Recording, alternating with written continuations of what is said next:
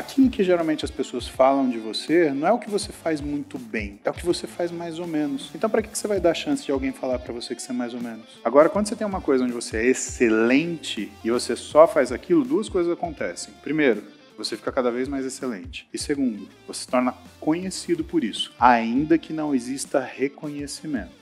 Se você não tem estômago para tomar pedrada, não tem rede social. Rede social não é lugar de reconhecimento, não é lugar de gratidão e não é lugar das pessoas elogiarem. E quanto melhor você tiver no que você está fazendo, pelo menos no Brasil, mais crítica você vai ter, mais as pessoas vão tentar destruir sua reputação e mais gente vai ser incomodada com você. O ideal não é que você se esforce a ponto de você se esfalfar. O ideal é que você se esforce até você tornar aquilo comum. Então, não é a quantidade de esforço, é a repetição. Agora, o ambiente, aí a gente tem que modular. Diz uma frase que é assim: você não muda as pessoas ao seu redor, mas você muda as pessoas ao seu redor. Seja bem-vindo ao Sem Atalhos, um podcast G4 Podcasts. Eu sou Thay Dantas, diretora de marca e marketing de produto aqui do G4 Educação. Nesse podcast, nós traremos para vocês as práticas, os insights, os ensinamentos necessários para você construir uma vida de alta performance. O Sem Atalhos é um oferecimento do G4 Skills, a plataforma do G4 Educação que avalia os gaps de habilidades de cada um dos seus colaboradores e constrói uma trilha de aprendizado personalizada para que eles consigam performar no seu máximo em direção aos objetivos do seu negócio. E para você conhecer a nossa plataforma, eu liberei para você gratuitamente 7 dias de uso da nossa plataforma. Para você acessar, basta você escanear esse QR Code ou mesmo clicar no link aqui da nossa descrição.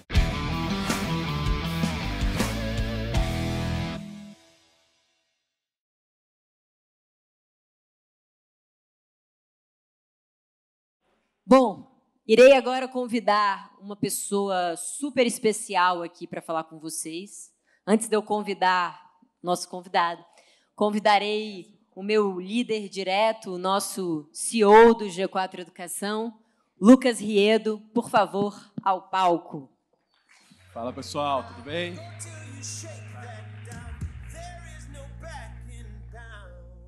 Seja bem-vindo, a casa é sua, haja como se você fosse o CEO da empresa. Obrigado. E agora eu vou convidar uma pessoa que todos nós do G4 temos uma grande admiração e vai falar desse que é o pilar essencial para qualquer pessoa que deseja realizar qualquer coisa na vida. Principalmente, a gente muitas vezes esquece disso, principalmente quem deseja ter resultados acima da média precisa ter saúde. A gente vê o tempo inteiro, principalmente empresários, negociando com a saúde. A saúde não é algo que se negocia. É fundamental que a saúde de vocês esteja bem cuidada para que vocês consigam ter uma visão de longo prazo para alcançar os resultados que vocês desejam, tanto na vida profissional quanto na vida pessoal. Então, ele que é um grande responsável pela conscientização da saúde no Brasil, é um cara que a gente tem grande admiração. Por favor, venha ao palco, Dr. Paulo Musi.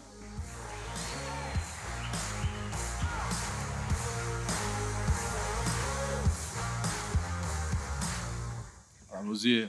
Muito obrigado pela presença aqui junto com a gente, cara. Paulo, seja muito bem-vindo. Vou deixar vocês essa aula sobre saúde e alta performance com o Dr. Paulo Musi, acompanhado do nosso CEO, também estará disponível no G4 Podcasts, no Spotify. Hoje o Lucas será o host do Sem Atalhos para vocês.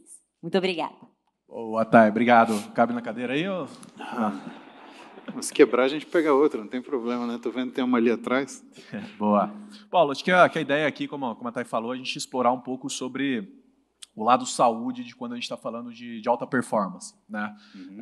Eu sou uma prova viva de que não é simplesmente abaixar a cabeça e trabalhar. Em algum momento as coisas acabam atrapalhando quando a gente está falando de saúde. E eu queria contextualizar aqui para a plateia de empresários aqui, na sua grande maioria, contextualizando, que é uma plateia de empresários. Acho que todo mundo aqui, Paulo, sabe a importância de ter um exercício uma rotina de exercício físico, uma dieta equilibrada para manter saúde, para ter performance e tudo mais. Mas, entretanto, nem sempre a gente consegue fazer, eu estou falando aqui por mim, mas acredito que por todos ali, e Queria que você trouxesse, eu já escutei você falando um pouco disso em conteúdos na internet e tudo mais. O que leva uma pessoa a saber que ela precisa ali dormir bem, que ela precisa comer bem, que ela não pode exagerar no açúcar, no carboidrato, conseguir fazer isso na empresa dela, como um bom gestor que ela consegue no dia a dia, então ela tem a capacidade de transmitir o conhecimento para a prática ali na empresa, em outros pilares da vida, mas quando a gente vem para a saúde, isso não é tão fácil, isso não acontece da melhor forma. Qual que é o... Tem algum motivo? Tem alguma... Peraí. Cadê o slide? O slide que tem que entrar agora. É porque o Paulo ele fez um pedido muito especial aqui pra gente. A gente perguntou se ele tinha alguma necessidade especial no Instagram e ele falou que ele tinha, que era leite de texugo frio, sem estar gelado. Então eu trouxe aqui para você o seu leite de texugo frio. Mas tem o pau de canela? Tá dentro o pau de canela tá aqui, ó. Então tá bom, posso tomar. Tá perfeito, o seu leite de texugo.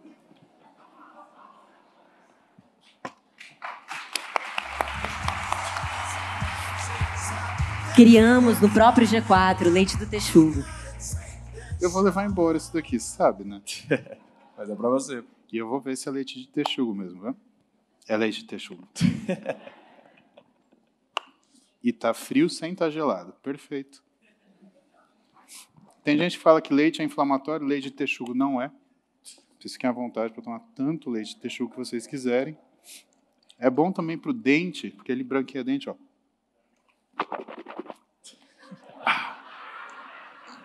Meu dentista Anderson Bernal que me ensinou. É assim a gente faz, né? Só que se você tomar à noite, melhora seu desempenho sexual, como tudo que quer se vender na internet, né? Tome leite de texugo, né? Você vai ver só que tudo... Já foi recebido com leite de texugo em algum dos eventos que você fez? Essa é a primeira vez, eu agradeço. Uma salva de palmas para o time e a experiência do cliente do G4. Você sempre pede? Eu não sou um cara pidão, eu fico quieto, mas se oferecer, eu peço. Agora, a pergunta na tua pergunta de milhões, na verdade, né? A resposta é propósito. Propósito. Deixa eu fazer uma pergunta para vocês. Eu preciso devolver uma pergunta para vocês. Quem aqui acredita que performance é saúde? Tá bom. Agora, quem acredita que essa saúde ela é mental? E quem acredita que essa saúde é física? Primeiro, saúde mental.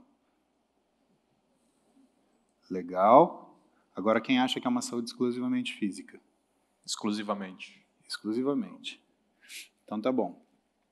Eu começo com isso porque, como a gente começa a falar de pandemia e problemas de pandemia, e o começo do BNTC na pandemia, né, eu entendia que nós iríamos entrar numa crise de saúde mental. Tá? Bom, aliás, vamos falar de performance. Eu vou contar um pouquinho o contexto que a gente está aqui. Eu acabei de sair do consultório, eu saí assim, né? Aliás, se alguém precisar de um atestado para estar aqui, tudo bem, eu posso dar para vocês. Também está na lei, se vocês encherem a cara hoje, no encontro depois, eu posso dar um atestado para vocês para amanhã. Né? Porque isso na lei, eu não sei se tem a ver com governante, mas de fato, né, você ficar bêbado é atestado. Você pode dar o atestado, não tem problema nenhum. Agora, quando a gente fala de performance... eu estou aqui falando com vocês e eu estou com pneumonia, tá? E ontem eu tive uma... Na realidade, passei o dia com um amigo meu, que é piloto de carro, e a gente curte junto, e ele pegou meu carro, que é um carro de vovô, e brincou com meu carro na pista. E aí eu te falo, eu já estava com pneumonia? Estava. Eu ia perder de estar com esse meu amigo curtindo essa terça-feira, que é uma coisa que eu quase nunca faço, que está marcada há meses. Não ia, porque eu ia trabalhar do mesmo jeito. Então, o que a performance me ajuda, na verdade, Lucas, é manter a consistência do que eu faço. Talvez, se eu não tivesse a grande reserva física que eu criei ao longo desse tempo que eu faço exercício, eu não ia conseguir estar aqui nem falando com vocês. Eu sinto dor, né? Então... Pneumonia, para quem já teve, você tem um derrame pleural. Isso quer dizer que você sente o teu pulmão ele ser espremido contra a sua parede torácica, e isso dá uma dor chatinha.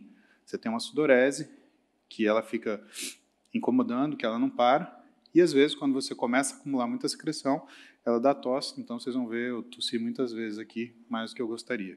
Só que, quando você tem um propósito, você tem coisas para cumprir.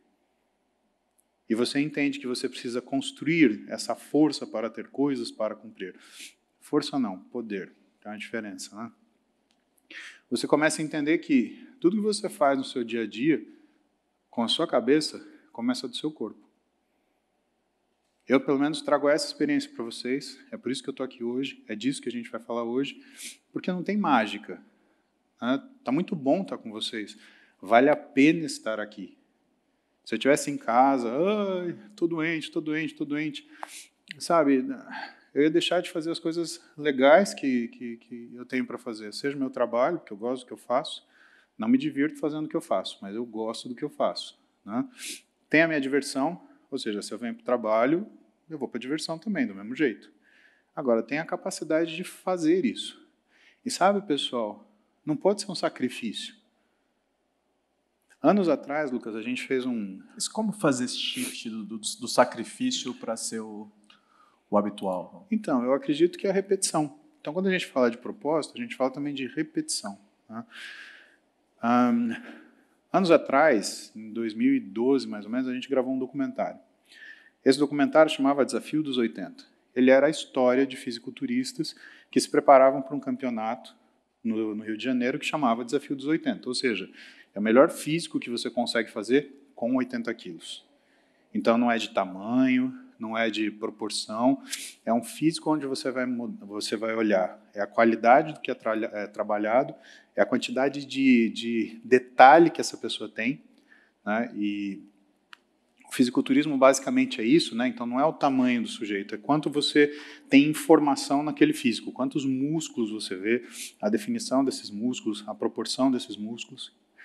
E nesse desafio dos 80, a gente teve uma repercussão que boa parte das pessoas que iam falar comigo, que iam falar com o Eduardo Correia, que é um fisiculturista brasileiro, e que a gente teve, sem combinar, a gente sempre foi amigo, né? Uma forma muito diferente de tratar o assunto. Eles falaram sobre o que era a nossa forma de mostrar o fisiculturismo, que era um privilégio você poder fazer exercício todo dia, que era um privilégio você conseguir coordenar a sua alimentação, que a gente fazia isso com satisfação, que estimulava quando via a gente fazendo. Por quê? Porque via que a gente ralava igual, que a gente acordava com sono, que a gente começava a treinar, né, quase dormindo, que depois passava o dia e trabalhava como todo mundo, mas que quando eles viam a nossa parte, eles falavam, pô, isso não é uma coisa legal. E que muitas vezes, quando via as histórias dos outros 3 fisiculturistas, era uma coisa que desanimava, porque um usava o dinheiro que era para comprar o remédio da filha, para comprar esteroide, o outro, ele... Perdão? Estou bem. O outro, ele comprava comida separada para aquilo que era de casa, então ninguém podia comer a comida dele, a família tinha que se virar, então a mulher, enquanto preparava uma peça de carne desse tamanho, fazia miojo para os filhos, e o outro não tinha dinheiro, ele tinha que cuidar da mãe doente, estava cheio de problema, a vida dele é uma desgraça, ele reclamava de tudo. Pô, mas o que estimula ver isso? Então, a diferença é, você vai transformar a sua vida num sacrifício ou você vai operacionalizar ela para que ela funcione?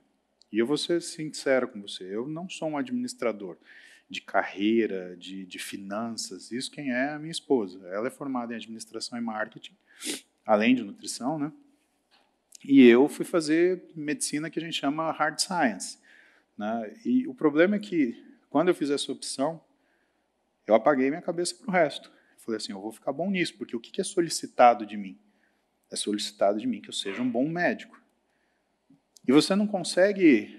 Em primeiro lugar, você tem que saber o que é solicitado de você. Em segundo lugar, saber o quanto você pode destinar de energia fora dessa estratégia que você vai fazer, para que você não vire o homem dos 7 instrumentos. Então tem gente que fala assim, mas você opera, você clinica, você faz 2, 3 coisas diferentes. Não, eu faço uma coisa só.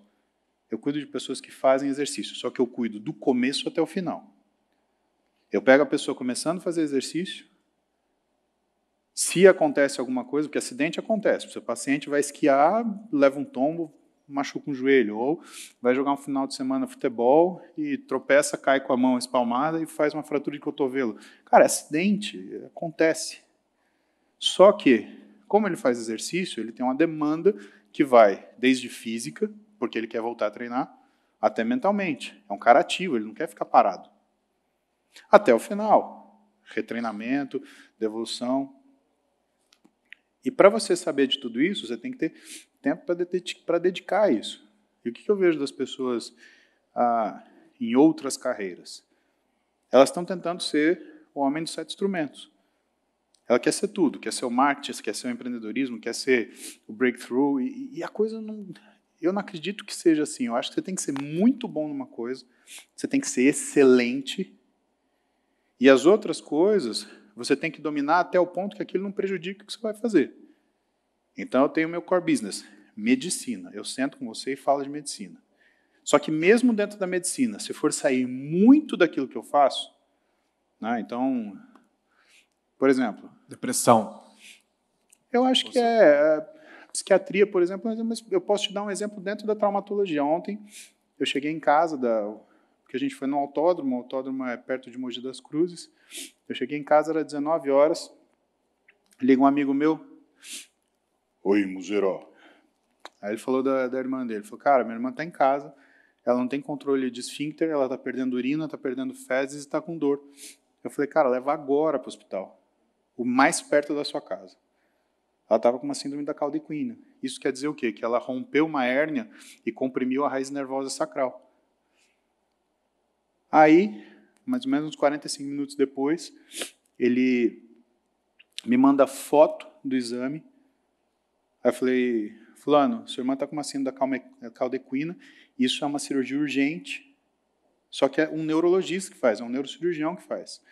Me dá 5 minutos. Aí eu liguei para um amigo meu que é um neurocirurgião, Vini, estou com um paciente assim, é irmã de um amigo meu que é fisiculturista, a menina treina, a história dela é que ela tem uma dor lombar há tanto tempo que ela vem segurando, e de repente o exame é esse.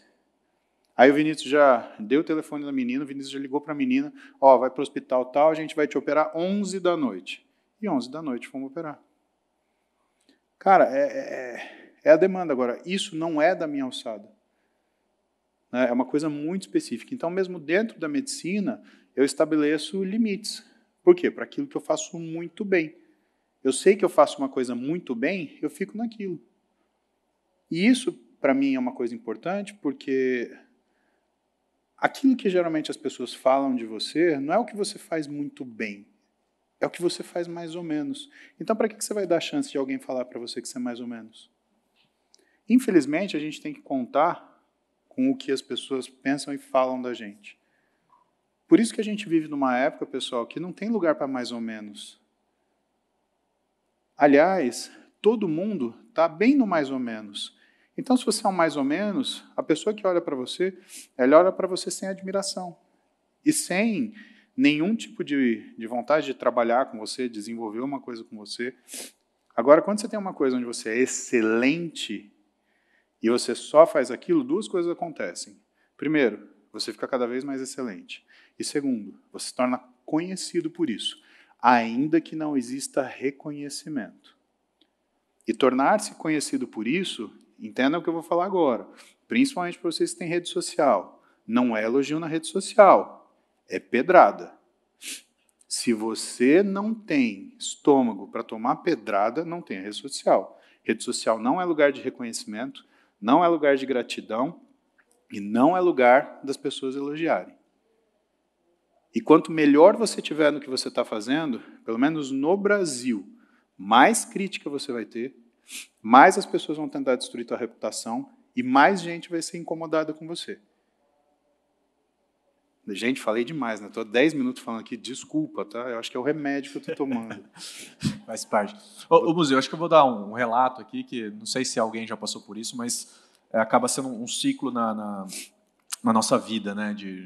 Como gestores, aí, trabalhando o tempo todo. Você começa ali, essa semana vamos começar, enfim, ali a dieta, a rotina de treinos e tudo mais. Segunda, terça, quarta já foi aquele dia mais pesado que você não conseguiu acordar na quinta. Aí quinta vem um happy hour e aquilo ali você sai, toma uma e o objetivo aqui não é ficar forte, não é ser o fisiculturista, é ter mais energia, ter mais saúde para o longo prazo. Isso te atrapalha a sexta já fala, foda-se, essa semana já foi, isso vira o fim de semana e, segunda-feira o ciclo começa de novo. Acontece com alguém aqui? Já aconteceu alguma vez ou não? De vez em quando acontece comigo. E, cara, eu sinto que É uma falha, talvez, psicológica da gente chegar nesse ponto e chegar nesse ciclo repetidas vezes, né? Eu acredito que você tenha lidado com muitos pacientes que têm isso recorrentemente, cara. O que a gente pode fazer, além dessa questão de ter o propósito, que você trouxe muito aí, mas existe alguma técnica, algum tipo de framework? Eu gosto de pensar muito em frameworks quando a gente está falando de gestão. O que você tem para trazer para a gente nessa linha, cara?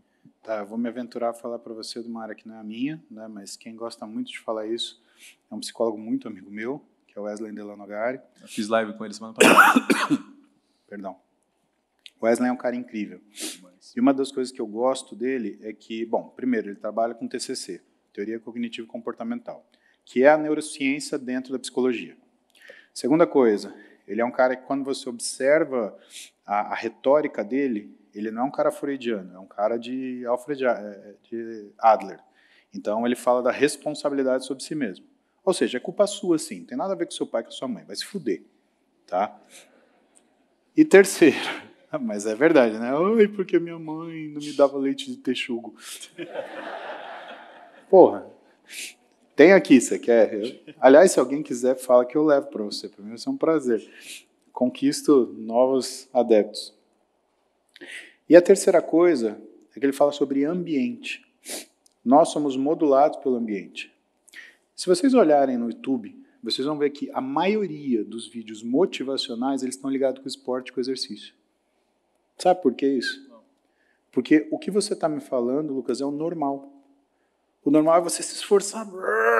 E aí, você, por causa desse esforço, você tem um feedback onde você começa a precisar do efeito contrário. O ideal não é que você se esforce a ponto de você se esfalfar. O ideal é que você se esforce até você tornar aquilo comum. Então, não é a quantidade de esforço, é a repetição. Se você faz um pouquinho, te dá vontade, mas hoje podia fazer de novo, né? Aí no outro dia, mas podia fazer de novo, né? Aí se você chegou na quinta-feira, você falou, cara, eu não treinei bem podia ter treinado mais na segunda, eu até aguentava treinar mais na terça, podia ter treinado um pouquinho mais na quarta, feito aquele aeróbico. Vou treinar hoje na quinta. Então é você criar essas condições. Agora, o ambiente, né? Aí a gente tem que modular. Então, diz uma frase que é assim, você não muda as pessoas ao seu redor, mas você muda as pessoas ao seu redor. Poderoso. É muito curioso, quem falou isso tem razão, porque você não modifica a opinião de ninguém, mas você modifica quem está do seu lado. E eu costumo falar com o Renato Cariani, com o Júlio Balestrin, que são meus amigos, a gente trabalha junto, né, que quando você decide fazer alguma coisa em relação ao seu físico, você tem que emprestar o normal dessa pessoa.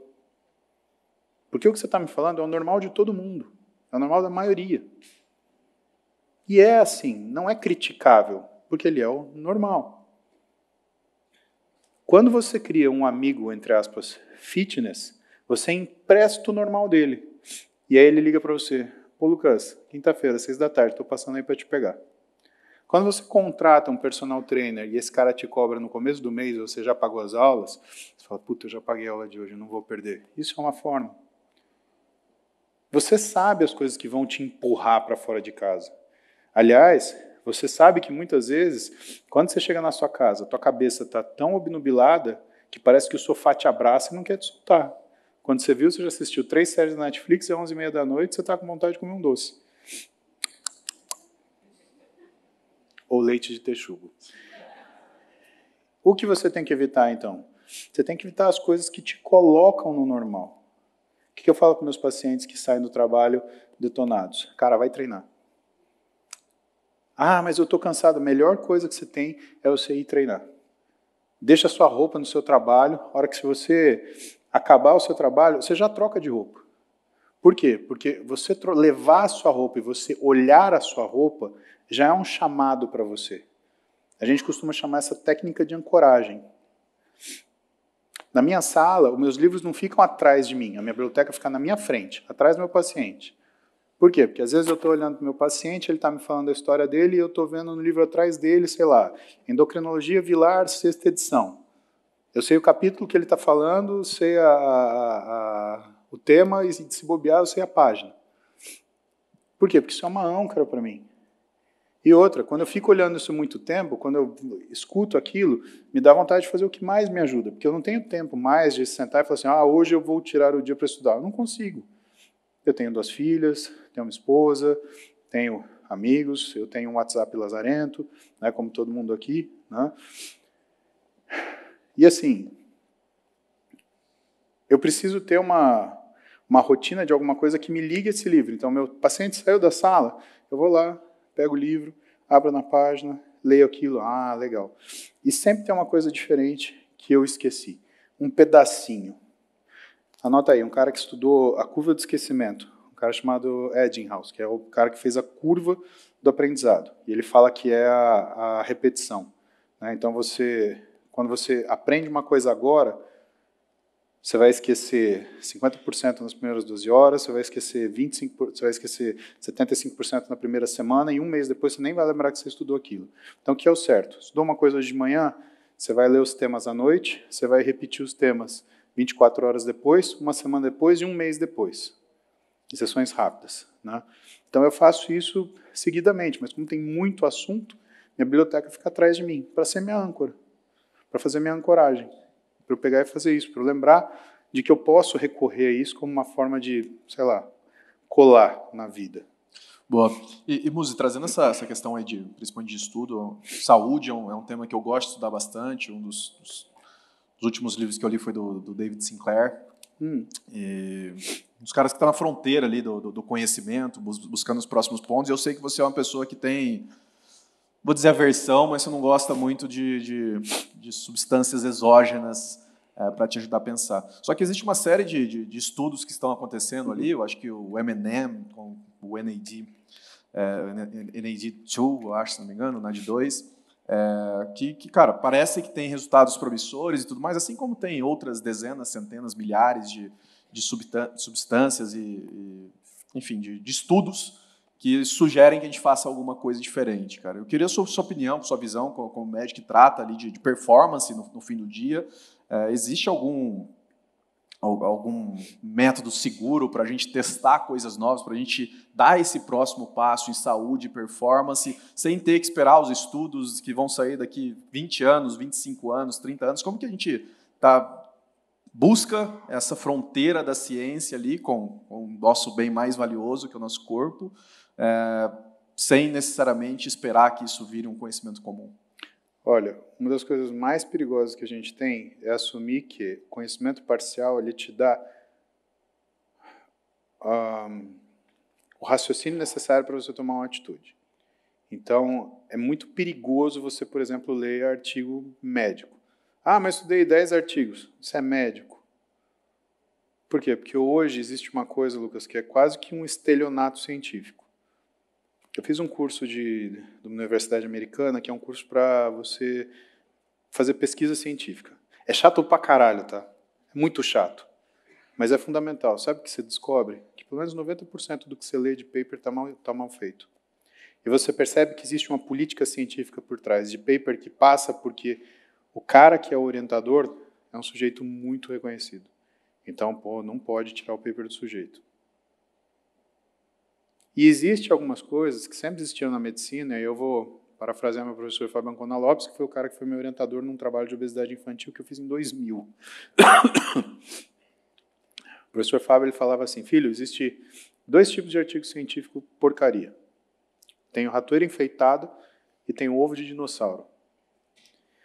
E boa parte desses artigos científicos que vocês veem por aí, ou é ratoeira enfeitada, peguei uma ratoeira e pintei de azul. Resultado, ela funcionou igual a ratoeira não pintada. Discussão, vale a pena observar estudos sobre futuras ratoeiras amarelas para ver se terão o mesmo efeito. Ou seja, é uma ratoeira. O que muda é se você põe o queijo ou não. Se ela é azul, se ela é verde, se ela pisca, não vai mudar. Ovo de dinossauro. Objetivo, descobrir se o ovo de dinossauro choca. Discussão e método. Fiquei sentado em cima do ovo de dinossauro durante 1 ano. Resultado, não chocou. Tá? Mas você queria que acontecesse o quê? E hoje, a gente fala do objetivo lancha na areia, né? Então, o sujeito ele detesta barco, detesta navio, detesta qualquer coisa, porque ele fica mareado. Aí ele pega uma lancha, põe num banco de areia, né, no meio da rua. E aí ele espera para ver se o barco ele mexe no meio da rua. E depois de um mês ele fala, olha, depois de um mês o barco não se mexeu. Resultado, barcos são péssimos meios de transporte. Discussão. Vou aguardar a próxima chuva para ver se um pouco d'água resolve o problema. Em São Paulo, às vezes, pode até funcionar. Tá? Mas tem que esperar a chuva. E a questão é, o que o cara escreveu é verdade? É. Agora, metodologicamente, você vai botar um barco na rua ou um carro no fundo do mar? Não. E tem muita coisa feita assim na medicina. Mas qual que é a solução? Esperar vários dos anos para terem todos os estudos? Você não vai conseguir as coisas sozinho. Você tem que ter um médico de confiança para isso para você. Você tem um advogado que faz isso para você. Percebe? Eu estou falando aqui no contexto de eu, Lucas, ir lá estudar e ver. Mas pode ser um médico que fala, tem esse tratamento novo aqui, tem essa substância, tem esse... Então, se você quer essas coisas no state of the art, né, algumas coisas você tem que saber. Né? Medicina, a gente nunca fala em saúde de uma forma aguda. Ah, estou com saúde. Tipo, eu estou aqui com pneumonia, estou bem. Vou dar uma pirueta aqui e treinar na sequência. Saúde é crônico. É uma coisa para sempre. É uma coisa que você observa quando você não mais se preocupa com isso. Isso é saúde. E o grande problema de você avaliar a saúde é que boa parte das medicações, das coisas que as pessoas fazem, elas não têm estudos crônicos com tempo suficiente. Tá? Vamos falar de alguns estimulantes que o pessoal usa. Né? O estimulante, a função dele não é deixar você mais inteligente. É fazer você esquecer da sua tolice. Eu não sei se você já viu alguém tomar um estimulante, mas assim, se a pessoa ela consegue, ao que ela muda, ela consegue falar 10 bobagens, né? Ela passa uma densidade de 100 por minuto, né? Porque ela acha que ela percebe as coisas. Imagina que assim, o estimulante para a nossa cabeça... Falando de Venvance, por exemplo. Por exemplo, é a mesma coisa que a bebedeira do bebum. O que o cara faz quando ele enche a cara? Ele fica rico e corajoso. O que o sujeito faz quando ele usa... Bonito, eu acho que nem tanto. Acho que o cara só não tem espelho, mas... Que ele fica... Cara, preciso te contar essa história. Você sabe que São Paulo eu não saía, né? Eu fui 2 vezes na balada. Aí, desde que eu moro em São Paulo, 17 anos de idade. Toda vez eu ia na balada, e aí toda vez, as 2 vezes que eu fui na balada, né? Sempre um ficava bêbado e ele vinha fazer o quê? Arrumar briga comigo. Então eu falei, cara, não é pra mim. Não vou. Não tem como. Aí eu voltei a namorar minha esposa. Aí ela falou assim, mulher chega a umas... É impressionante, assim. Desculpa, mulheres, mas vocês têm que entender que vocês são mais inteligentes que os homens. Então, o nível de elaboração de vocês também funciona contra vocês. Vocês criam uma história na cabeça de vocês que, meu Deus do céu... Sabe, eu queria ser bonito que nem minha mãe acha que eu sou, eu queria ser rico igual minhas filhas acham que eu sou, e eu queria ser namorador do jeito que minha mulher acha que eu sou. Porque eu ia ser o cara, Shazam, pá! Sabe? E aí, na época, ela falou assim, você tem vergonha de mim? Eu falei, claro, tenho vergonha de você, tão feinha você, né? Por que você não sai comigo? Você tem outra mulher? Eu falei, claro. Eu, residente de medicina, eu não tenho tempo para... Eu tenho que escolher se eu vou comer, fazer cocô ou tomar banho. Né? Porque dormir eu já não durmo. Né? Eu já caguei de pé, tá? Isso é verdade. Desculpa. É verdade. Não, na verdade, por vergonha. Porque eu fui na casa da minha mulher e eu não tinha ido no banheiro no hospital. Aí o que aconteceu? Eu não queria que ela percebesse que eu estava fazendo cocô. Né? Pô, você vai na casa da sua namorada... dá licença, eu vou cortar o rabo do macaco. Não vou. Né? Só ligar a torneira. Aí que tá, a técnica não é essa. Você fica meio de pé, a hora que faz tigum, você tosse e aperta a descarga. Porque aí dá tudo certo. Tá rindo, né? Essa aí eu nunca passei, não. Você sabe que com um amigo meu deu errado, ele ficou com tanta vergonha, porque aí não fez, porque aí entupiu, ele jogou o cocô no teto e saiu gritando, sou louco, e foi embora. Nunca mais... Com um amigo meu, é verdade isso. Mas vamos voltar para onde eu estava. E aí eu falei assim, então tá bom, eu vou levar você para passear. Aí, um paciente meu era sócio de uma boate LGBT aqui em São Paulo, Falei, cara, que lugar perfeito. Não vai ter briga. E não tem. Aí eu peguei ela, cara, eu comprei para ela assim, hoje você vai sair comigo, a gente vai na balada, eu comprei um vestidinho para você. Juro por Deus, o vestidinho assim, se ela espirrasse, mostrava a pulpinha da bunda. Tranquilo? E aí ela, ai, tô com vergonha de usar esse vestido. Põe vestidinho, coração, põe vestidinho, vai dar bom. Aí eu cheguei, todo pimpão, pus o meu carro, era uma BMW 1993. O problema é que a gente já estava em 2010. Né? Tudo bem, era o orgulho meu carro, aquelas quadradonas, sabe? Alguém aqui teve esse carro, ou tem até hoje? Quer vender? Não, deixa quieto. Aí, a gente foi entrando assim, aquele bando de homem na porta, né? E ela, nossa, mas só tem uma... Eu falei, claro, amor, porque as mulheres entram de graça depois da meia-noite, vamos aí. Aí entramos. E tal, música pra cá, música pra lá, tá tudo bem, tudo dando certo. Aí, dois caras grandes começam a tirar a camisa assim. Aí ela olha pra mim, ai, amor, você não quer tirar a camisa? Eu, não quero, não. Tô benzaço do jeito que eu tô. E aí, dois caras maior ainda, se atracaram assim, pá! Ela, nossa, briga! Eu falei, olha de novo. Aí ela olhou, onde você me trouxe? Eu falei, eu trouxe? Na boate e tal. Você quer aparecer? Sobe no queijão, dança, fica à vontade. Mas aqui não tem briga, eu garanto pra você. Aí ela olhou pra mim assim. Aí, a sorte é que aí chegou esse meu paciente, com todos os amigos gay dele, cara, se tem uma coisa que gay consegue fazer bem é fazer amizade de mulher.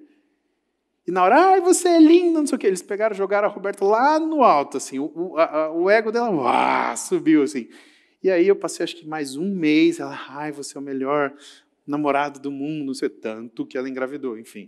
São coisas que acontecem na vida e ela teve essa sorte de casar comigo, né? Sorte sendo cínico, né? Porque se tem uma pessoa que dá trabalho para uma pessoa, né? Sabe que eu fico pensando, né? O que eu vou fazer hoje para irritar a minha mulher? Mas a gente vai acabando o repertório, assim, isso é uma coisa muito triste.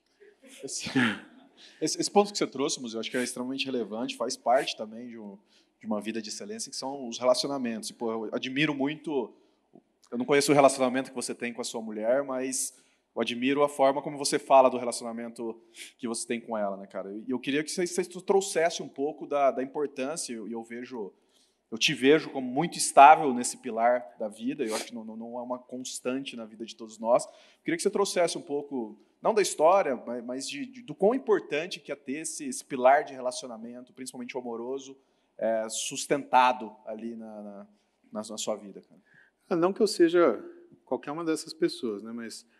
Cara, Marco Antônio, olha quem foi, casado com a Cleópatra. Você já começa a pensar por aí. Bom, Rocky Balboa. Adrian! Quem que não assistiu isso no cinema e chorou? Eu chorei. Talvez só eu tenha chorado, mas enfim.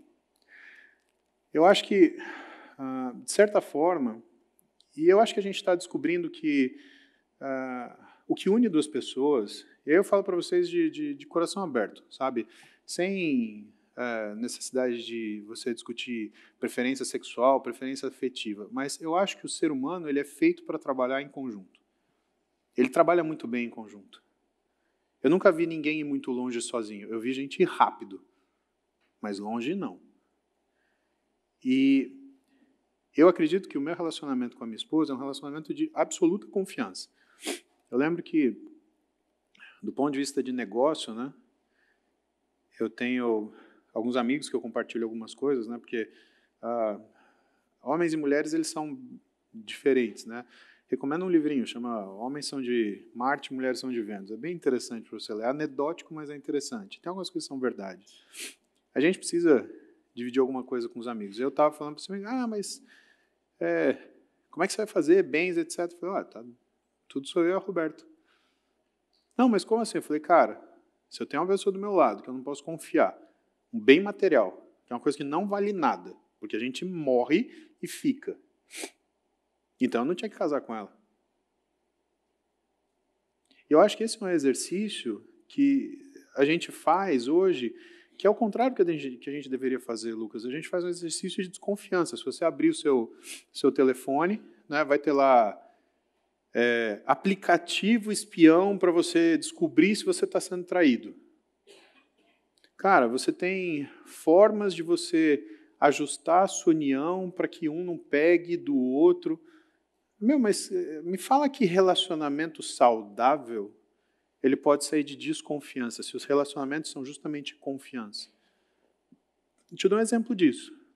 Todos os meus pacientes que moravam no Brasil, que entre 2012 e 2018, eles mudaram para os Estados Unidos, por conta de N situações, eles voltavam para o Brasil para passar em seus médicos. O que todos falavam? Paulo, é um problema de confiança. Eu não confio no médico americano. Vai ser tratado nos Estados Unidos. É o pior tratamento de saúde. Eu não sei te explicar. Eles têm toda a tecnologia, eles têm os piores médicos. É impressionante como é ruim e caro. A questão da pessoa física não ter a técnica necessária para... Não, é questão deles estar tão amarrados nessa questão de judicialização da medicina que o cara não faz o melhor para o paciente, ele faz o melhor para ele. Que dá menos risco. Ele olha e fala assim, bom, o que eu não vou me fuder? Então eu vou fazer isso. Quando que eles vão operar? Quando o cara está morrendo. Aqui no Brasil não é assim. A gente opera o cara no melhor momento para a cirurgia. Por quê? Porque ele está morrendo e provavelmente ele vai morrer. Eu não quero ter a desculpa, falar assim, ele já ia morrer mesmo, então morreu. Dá para fazer um paralelo legal com as nossas empresas, né? A partir do momento que as empresas, inclusive conectando com a aula que o Guilherme deu para a gente aqui antes, da fase oligárquica, né? Quanto mais a empresa vai chegando no momento em que menos pessoas têm responsabilidades, mais você vai colocando a bunda na parede, vamos dizer assim, né? Inclusive, a gente fala, quando vai falar com grandes empresas, esse cara não quer crescer, ele quer colocar o dele na parede aqui, tomar menos risco, de um jeito que ele não vai se fuder, ele vai ganhar mais, ele acha que ele vai ganhar mais do que tomando risco para crescer e talvez dando errado o projeto. Acho que é um paralelo bem legal, não sabia desse ponto dos Estados Unidos. E é o que faz diferença, porque... quando o médico ele começa a praticar a medicina para se proteger, ele começa a ter um emprego, não uma profissão. Ele é um fazedor de iatrogenia. Ele opera as coisas fora do tempo, ele opera as coisas fora da indicação, e o que ele tenta fazer são demandas que são demandas heróicas. E não é assim, você não faz isso com o paciente, você não submete para esse risco. Vamos voltar para o casamento. Cara... Imagina se você judicializar o que é a instituição do relacionamento de duas pessoas. Eu acho que existem, né, um momento de você conhecer a pessoa. Mas se você desconfia mais do que confia, desculpa, não vai dar para frente, porque a essência, pelo menos no meu ver, do casamento, ela é confiança absoluta. A gente dá uma risada, né, porque vocês não imaginam o que eu recebo de direct. Vocês não imaginam, eu contratei uma pessoa para responder meus directs, porque tem coisa que eu não quero ver. E um belo dia, né, essa conversa acontece com todos os casais, quando começa a aumentar a rede social. Porque deixa eu ver seu telefone. Eu falei, você quer mesmo? Não, porque devem estar te mandando. Eu falei, eu vou perguntar a segunda vez, você quer mesmo? Tá aqui. Mas abre tudo. Ela viu umas perereca feia. Ela viu umas perereca que tinha uns periquitos. Rapaz, dá para balançar. Tocar corneta. Aquilo você não chupa, você assopra. Vocês estão rindo? Ela olhou e falou, nossa! Eu falei, calma, não chegou os boy. Os caras mandavam umas fotos de uns negócios assim. Aí, eu me senti mulher naquele momento. Eu falei, cara, que mulher? Um pinto. É isso. Ela vai ligar para essa pessoa, falando, nossa, vou ligar para esse cara. Sabe, deve ser tão irritante ser mulher nesse momento, assim, que ela começou a olhar, que ela falou, o que é isso? Eu falei assim, você entende que rede social está cheia de gente doente? Então você tem que tomar cuidado com aquilo que você pede. Por quê? Porque aí ela falou, eu entendi porque você contratou o fulano lá para abrir sua rede social. Eu falei, que coisa que eu não estou afim. Não, eu não tenho paciência para isso. A rede social, para mim, ela é uma parte para eu usar da minha profissão. Aquilo que eu tenho que devolver para a sociedade. Uma conta muito simples. Eu tenho 10 horários por dia para atender. Eu não tenho 11, eu não tenho 12, eu tenho 10. Eu tenho 4 dias por semana para atender. Eu não tenho 5, eu tenho 4. Então, tem muita gente que não pode passar comigo. Aliás, a maioria das pessoas. Tem quase 8 milhões de pessoas no meu Instagram, quanto que eu vou conseguir atender? Eu consigo atender 40 por semana. Ou seja, até 2.435 eu consigo atender todo mundo. Todo mundo morreu, inclusive eu. Então, eu abro uma live todo dia de manhã e falo com pessoas das dúvidas que elas têm. E quando eu vejo que volta, por isso que eu te falo, rede social não é lugar para você obter aquilo que a alma humana precisa, que, no meu ver, né, é gratidão e reconhecimento. A rede social é para você fazer um trabalho pontual. Deixa aí, não deixa voltar. Eu vi pessoas ótimas, porque ganharam X seguidores, se tornaram pessoas extremamente tolas, que começaram a mudar seu comportamento, que inclusive começaram a perder as coisas que tinham valor para poder conquistar coisas que tinham preço. Cara, mas não dá para fazer essa troca, sai caro demais. Caro demais. Você quer um exemplo de valor e preço? Eu te dou um agora, que é acho que vai bem nisso, né? Eu estava sentado no meu consultório, chega meu pai, eu paro, peço licença, gente, tomar um café com meu pai e já vem. Aí a minha sala tem uma varanda do prédio, que eu coloquei um banquinho. E eu sento lá para conversar com meu pai. E a gente conversa. E tinha uma caneta muito cara no meu bolso. E meu pai gosta muito de caneta, porque ele é físico, né? Ele trabalha escrevendo o dia inteiro. Né? Tá certo que eu não entendo nada que ele escreve, né? Eu falei, como que é uma matemática de letra? Né? Tá faltando alfabeto para fazer essa matemática do senhor. E aí, eu vi que ele olhou a caneta. Qual que é a sensação de maior sucesso na sua vida que você dá para o seu pai uma coisa que você quer? Para quem é religioso, está na Bíblia. Honre seus pais. Peguei a caneta, coloquei no bolso dele. Não, pelo amor de Deus, custa caro. Eu falei, uai? O senhor gostou? O valor dela não é o preço que eu paguei. É a satisfação que eu tenho de ver ela no seu bolso. Porque eu sei que o senhor vai andar com essa caneta no bolso para onde o senhor foi. Aí ele ficou sem graça, porque meu pai sempre foi aquele cara assim, provedor. Né? E por um acaso da vida, o meu avô, o pai dele, era um sujeito muito, muito, muito rico. E meu pai foi viver uma vida de físico, Lucas. Ele foi viver uma vida onde a riqueza dele era intelectual. E o que ele me proveu na minha vida? Riqueza intelectual. Então, sabe, meu avô tinha muito dinheiro, meu pai, né, gastou dinheiro para montar o que era isso. Meu pai conversou com o Prêmio Nobel, meu pai trabalhou com o Prêmio Nobel. Ele fez outra escolha da vida. A gente sempre morou em lugar normal, um carro normal, né? E ele ficou, na hora, assustado. Pô, mas meu filho está me dando um negócio desse? E aí passou.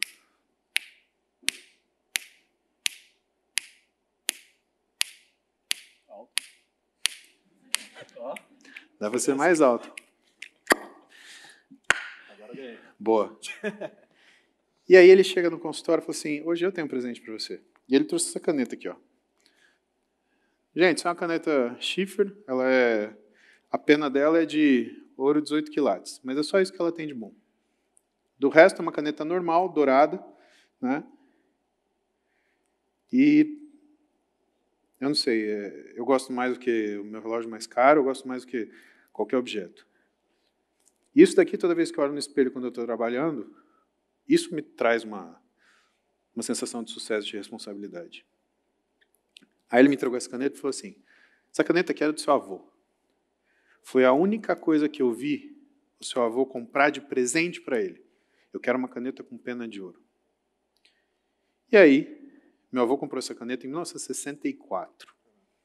64. E quando, em 1974, meu avô ele foi assinar como testemunho o casamento do meu pai e da minha mãe, ele entregou para o meu pai. Eu preciso de 1 minuto. Espera aí.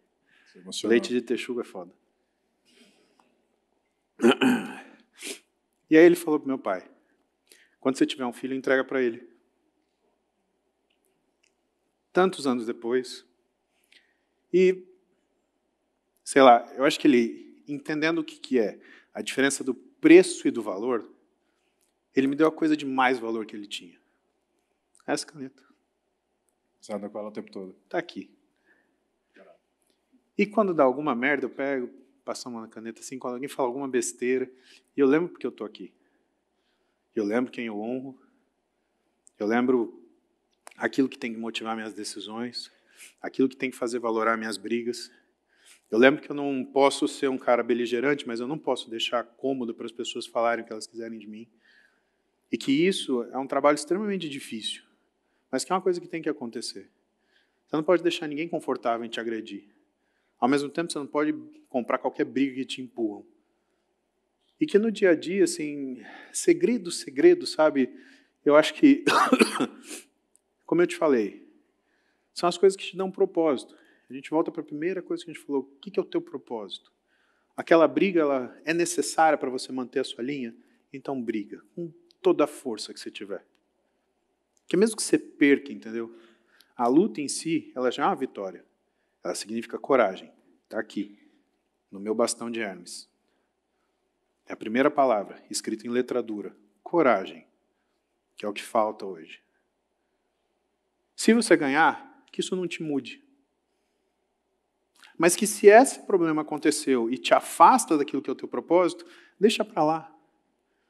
Sabe, eu estava falando com um amigo meu, o Paulo Vieira, que é coach, ele fala muito bem sobre isso, né? Ele fala das 22 formas de orgulho que a gente tem. Quando eu decidi buscar as coisas que valiam a pena para mim na minha vida e buscar conforto para minha família, a primeira coisa que eu fiz foi pegar meu ego e colocar embaixo do sapato. Tinha o trabalho de, sei lá,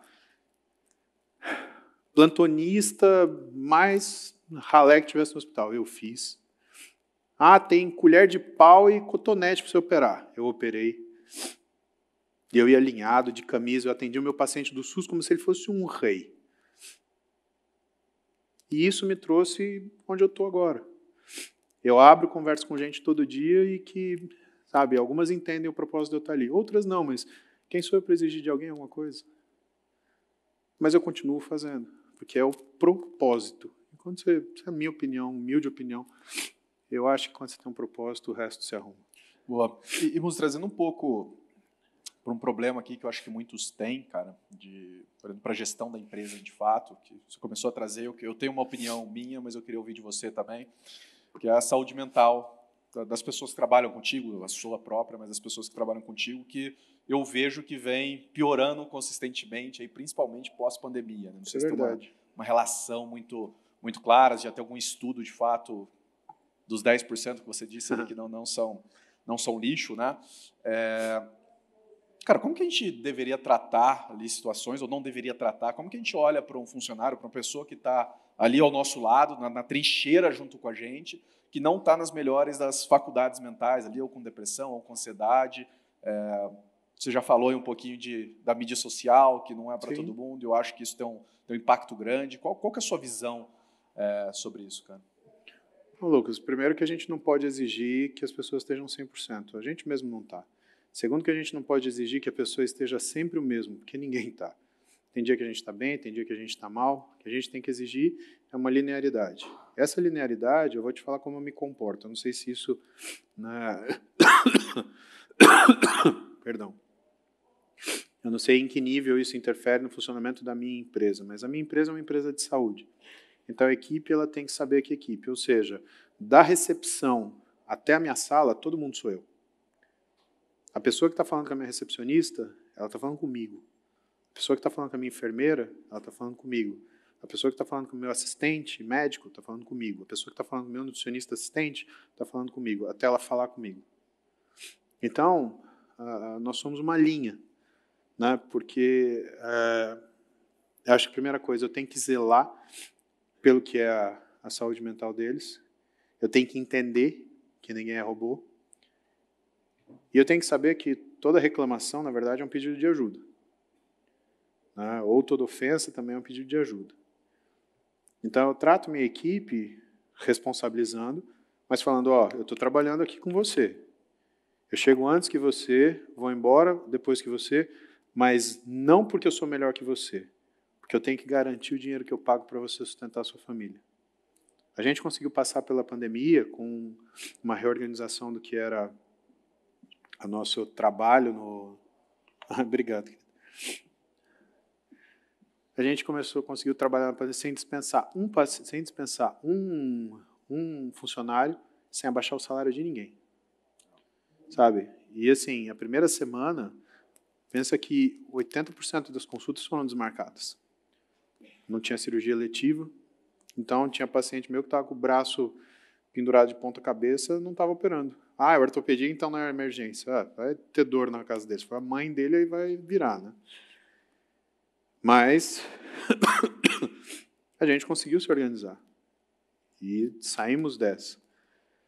Agora, o que todo mundo percebeu é que, e a gente deixa muito claro, é que para tudo funcionar tem que existir essa situação. Hoje, eu te falo, se você entrar na minha clínica, você vai ver que a minha equipe ela dá o sangue por mim. Eu estava na Arnold Classics, eu fiquei do meio-dia até as 11 da noite, todo dia no evento. Eu tenho uma série de obrigações lá dentro. Eu dou aula, eu converso pessoal, eu dou entrevista, eu fico à disposição das pessoas que me admiram, que me seguem na internet para tirar uma foto, dar um abraço, assinar uma camiseta, dar um autógrafo, essas coisas de aproximar as pessoas, né? E minha equipe estava lá, e não precisava. Sexta, sábado, domingo. Chefe, vai embora, chefe. Chefe, vai embora, chefe. Chefe. E a gente brinca muito com essa palavra, né? Chefe, chefe, chefe. Né? Porque, na verdade, o chefe, né, é o que conduz.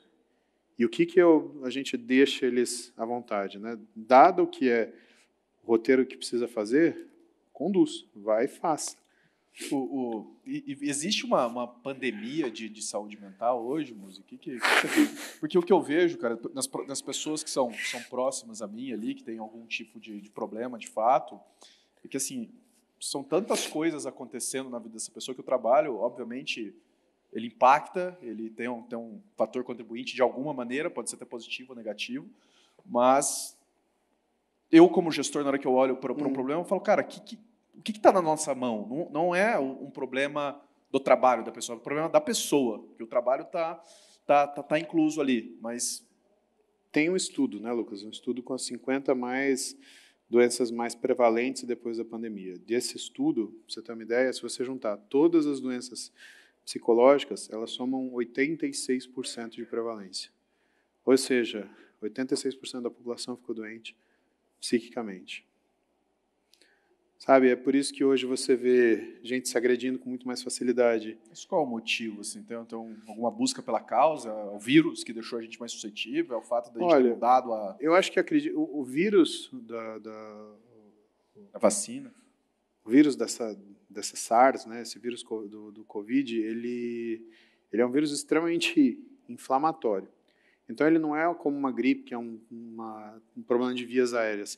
Ele inflama todo o seu corpo. Eu tenho um paciente, por exemplo, que ficou hipertenso com 30 anos de idade e está hipertenso, por causa do Covid. Eu tive paciente que fez trombose, foi parar no hospital com 20 e tantos anos de idade e que, não tinha comorbidade nenhuma. Agora, tem uma outra coisa, né? Tem um estado calamitoso que a gente assistiu a sociedade se colocar, né? E tudo muito imposto, tudo muito alarmante, e aí, assim, sem nenhum tipo de escrúpulo, eu vejo que uma parte da mídia não ajudou em nada. Você ligava o jornal, era um banho de sangue. Sabe? A mídia tempo com só com medo. Ruim, Não, e não é notícia ruim. É medo. Hoje teve o carnaval, encheu de gente no hospital. Ah, é uma virose. É uma virose. Joinha. Sabe? A gente que é médico, pelo Código de Ética Médica, né, você não pode menosprezar uma doença nem aumentar o que ela faz. Eu vi as duas coisas na mídia. Ou gente falando que aquilo não era nada demais, ou gente falando que aquilo era o fim do mundo. Cara, se o sujeito não sabe, cala a boca. Era a hora que tinha que deixar médico falar. Eu via jornalista desclassificar médico que tinha estudo, que tinha experiência. O cara que eu mais gostei foi aquele Ricardo Zimmermann, que ele foi chamado para essa CPI do Covid, que foi uma palhaçada. E aí ele virou e falou assim, eu quero saber do jornalista tal, onde que é o ambulatório dele para atender paciente, porque eu vou mandar os meus pacientes para ele atender. Ele sabe tudo de Covid. Esse cara botou na mesa e falou, truco. E ninguém botou a cara com ele. Por quê? Porque ele soube se colocar lá como médico. Faltou isso. A política torceu a medicina. A mídia torceu a medicina. E o que eu tenho medo disso é que o médico ele é muito suscetível a esse tipo de comportamento. E o que essas pessoas vão fazer é uma medicina que é adaptada a isso, não à necessidade. Que aí vira o problema dos Estados Unidos. E aí a gente cai ali. E aí você não consegue ajudar ninguém, você só quer se proteger. E quando a medicina se busca se proteger antes de ajudar o paciente, não tem mais medicina. Aí você tem um emprego, técnico médico. Você pega um sujeito que tem diploma em medicina e põe ele para ser um técnico médico. Você está com dor de cabeça? É o ChatGPT. Vamos tomar uma dipirona. Ah, mas doutor, o que pode ser? Ah, pode ser de nada até um câncer no cérebro. Ah, que ótima notícia. Né? Geralmente é AIDS ou câncer. Vamos perguntar para o Google, vai sair isso daí. Né? Você está com HIV ou câncer ou alguma coisa muito, muito, muito grave. Né? E, Paulo, para a gente encerrar, a gente está chegando no fim do nosso tempo aqui, cara. Você contou um caos legal ali na nossa antessala ali de por que você começou a produzir conteúdo. Eu achei uma sacada genial, cara, que você faz ali as lives das 7 horas da manhã, desde 2019, Sim. certo? 2020? 2018, 2019. É. Eu queria que você contasse pro pessoal aí, que para mim foi uma história genial, simples, mas genial, que todo mundo pode aplicar aí de alguma maneira na vida, cara. Ah, gente, para falar bem a verdade para vocês, tá? Eu não fiz as lives para ficar famoso, para ter seguidor. Eu fiz as lives porque eu odeio fazer aeróbio. Pensa numa coisa chata, fazer bicicleta. Tá? Bicicleta esteira, na verdade, é uma máquina do tempo. Você está em cima daquela merda e você acha que passou meia hora. Você olha no reloginho, 4, 5 segundos. E eu precisava de alguma coisa para me ocupar. Eu falei assim, já sei. O que tem na internet é um bando de gente que não tem o que fazer. Eu ligo minha live e eu começo a responder pergunta do pessoal. E eu tenho companhia. Olha que troca legal. A galera me faz companhia, eu consigo fazer o meu exercício aeróbico, não morrer do coração com 60 anos de idade. Aí eu comecei a fazer conta. Ó, uma pergunta, eu demoro mais ou menos 10 a 15 minutos para responder. Se eu responder... Perdão. Se eu responder umas 5, 6 perguntas, eu já treinei 1 hora de aeróbio. Tá lindo. E foi isso que aconteceu. E cada dia mais, começou a fazer a live e tinha, sei lá, 50 pessoas, 40 pessoas. Mas entende, quantas pessoas eu precisava? Eu precisava de uma. Que quisesse saber alguma coisa de mim. Só uma. Não você ter 5 mil, 16 mil. Eu não estou ali querendo ficar famoso. Eu estou ali querendo fazer uma troca. E as pessoas sabem quando você quer trocar alguma coisa. Mais que isso, elas sabem quando você quer vender alguma coisa. E mais que isso, elas sabem quando você quer enganá-las. Não existe mais gente tola na internet. E o que vocês vão começar a observar em relação ao fenômeno digital é que não existe mais segredo, não existe mais versão. O que vai existir é uma grande disputa digital para ver, primeiro, quem consegue se organizar primeiro, porque é uma questão de organização, e quem consegue tomar a palavra com mais dominância. Quem vai ser o grupo digital que vai ganhar? Aquele haterzinho que, sei lá, mora na casa da mãe e que fica no computador de cueca com espinha nas costas xingando os outros. Não. Esse cara está sozinho, ele não vira nada. Não faz diferença nenhuma na sua vida, na minha, de ninguém. Agora, quem conseguir criar grupos e desses grupos, participar desses grupos com um propósito, essas pessoas, elas valem a pena a gente conquistar, a gente estar junto. E se for um grupo que nos absorva, estar nesse grupo, por que não? Você não precisa mandar nesse grupo, você não precisa liderar esse grupo, você precisa fazer parte. O que o digital trouxe para a gente é um tipo de relacionamento que é muito diferente. Minha idade de moleque, a gente convivia com, sei lá, 50 pessoas, quando muito, que era o nosso tamanho da classe de colégio. E mesmo assim, quando você ia para casa, com quanto você falava no telefone, com quanto você saía para brincar? 2, 3? Quantos melhor amigos você tinha? 1? Tudo bem que tinha gente que não tinha melhor amigo, mas isso não é problema nenhum. Quando a gente coloca a perspectiva do digital, você cria quase como se fosse uma consciência compartilhada. E é por isso que a gente vê esse fenômeno de manada que acontece tão frequentemente, porque as pessoas elas deixaram de pensar e passaram a acompanhar. Isso quer dizer que a gente tem que ser mais cuidadoso com o que a gente fala, com o que a gente expressa, como que a gente se porta. Porque começa a ficar muito interessante as pessoas fazerem o que é conveniente. E o ser humano ele sempre vai ir para o lado da conveniência. É mais fácil eu negar alguma coisa do que aceitar outra. Antes de rede social, eu quero lembrar vocês que toda a civilização ocidental ela aconteceu a partir de duas coisas que foram muito convenientes. E as duas coisas foram 2 assassinatos. Foi o assassinato de Sócrates, que não tinha um telefone, mas ele influenciou todo um hemisfério, e foi o assassinato de Jesus Cristo. Tem uma Bíblia, independente se você acredita, se você não acredita, é a crença de 1/3 da população do planeta. Se 2 assassinatos que acontecem por conveniência são entendidos como se fossem marcos daquilo que é a história humana conhecida, descrita e estudada hoje, não queira ser você o terceiro. Observe como as pessoas se comportam.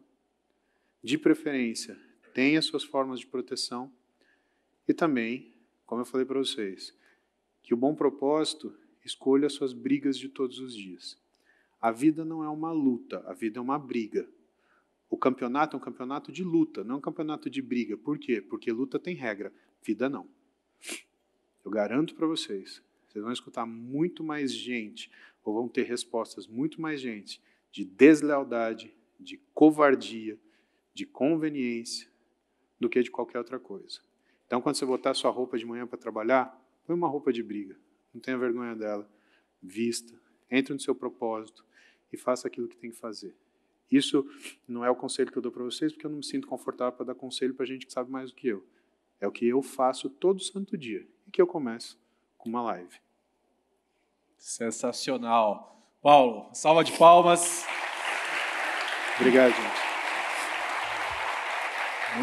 Muito obrigado pela sua presença aqui. Imagina, um prazer. Sempre um grande prazer ter você conosco aqui. Posso levar meu leite de texugo, né?